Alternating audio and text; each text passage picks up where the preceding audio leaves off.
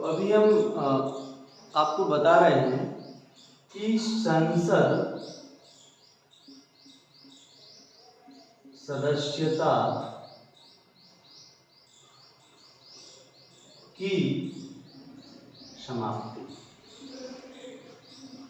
कि संसद का यदि कोई सदस्य है तो उसकी सदस्यता कब समाप्त होगी।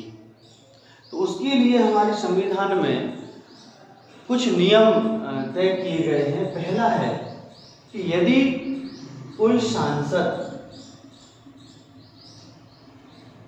या संसद का सदस्य दो जगह से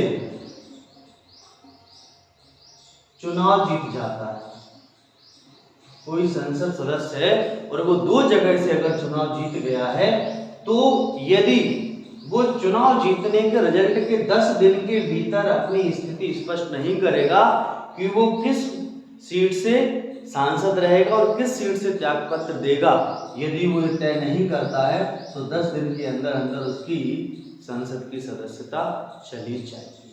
ये बहुत इंपॉर्टेंट है। जैसे कि 18वीं लोकसभा के चुनाव में राहुल गांधी जी दो जगह से चुनाव जीते, एक रायबरेली, दूसरा वायनाड।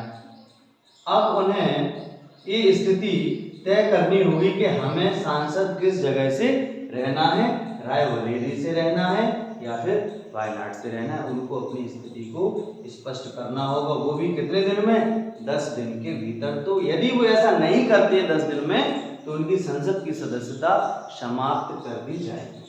एक तो पॉइंट ही हो गया। दूसरा पॉइंट है, यदि कोई संसद सदस्य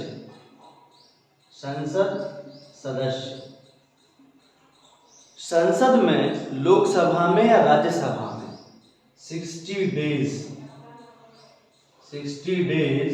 अनुपस्थित रहता है, एब्सेंट रहता है, बगैर सूचना के, बगैर अनुमति के, तो उसकी संसद की जो सदस्यता है वो चली जाएगी।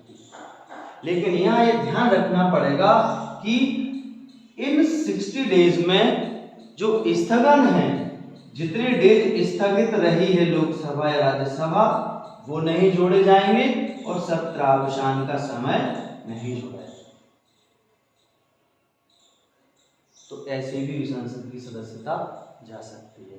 तीसरा पॉइंट है कि यदि कोई सदस्य विधानमंडल का भी सदस्य है, अर्थात विधायक है, और साथ में उसने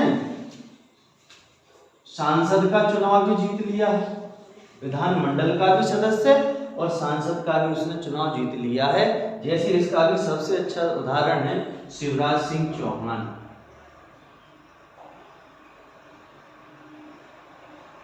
ये पहले विधायक थे और हाल ही में उन्हें प्रचंड बहुमत से लोकसभा के चुनाव में जीत हासिल हुई। अब वो विधानमंडल के भी सदस्य हैं और सांसद भी बन गए हैं। तो उन्हें 14 दिन के भीतर अपनी किसी एक सदस्यता को त्यागना पड़ेगा।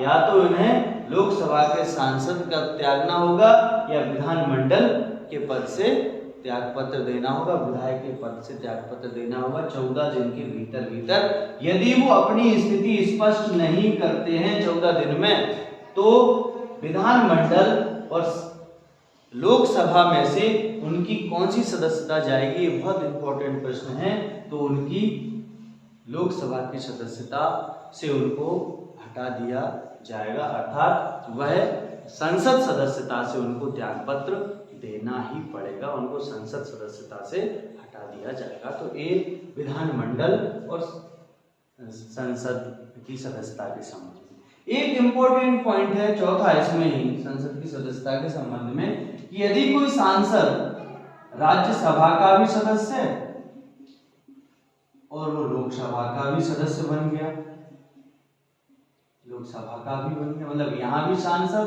पहले से था और उसने चुनाव लड़के लोकसभा का सांसद बन गया, या लोकसभा का सदस्य था फिर राज्यसभा का सांसद बन गया, दोनों में से कुछ भी कंडीशन हो। और यदि 14 दिन के भीतर वो अपनी स्थिति स्पष्ट नहीं करता है तो उसकी राज्यसभा की सदस्यता से उसको निष्कासित कर दिया जाएगा। तो इस प्रकार संसद की सदस्यता के संबंध में 4 कंडीशन है। सबसे पहली कंडीशन, यदि कोई सदस्य लोकसभा और राज्यसभा दोनों का सदस्य है और 14 दिन के भीतर वो अपनी स्थिति स्पष्ट नहीं करता है तो राज्यसभा की उसकी सदस्यता चली जाएगी। यदि वो विधानमंडल का और संसद का सदस्य बन जाता है, 14 दिन के भीतर अपनी स्थिति स्पष्ट नहीं करता है तो उसकी संसद की सदस्यता चली जाएगी। तीसरा, यदि कोई सांसद या संसद का सदस्य 60 दिन तक बगैर अनुमति बगैर सूचना के अनुपस्थित रहता है तो उसकी सदस्यता चली जाएगी। अगला पॉइंट चौथा, कि यदि कोई संसद का सदस्य 2 जगह से चुन करके आता है और वह 10 दिन के भीतर एक सीट का त्यागपत्र नहीं देता है तो उसे अपनी संसद की सदस्यता से त्यागपत्र देना पड़ेगा। ये बहुत इंपॉर्टेंट पार्ट है भारत के संविधान।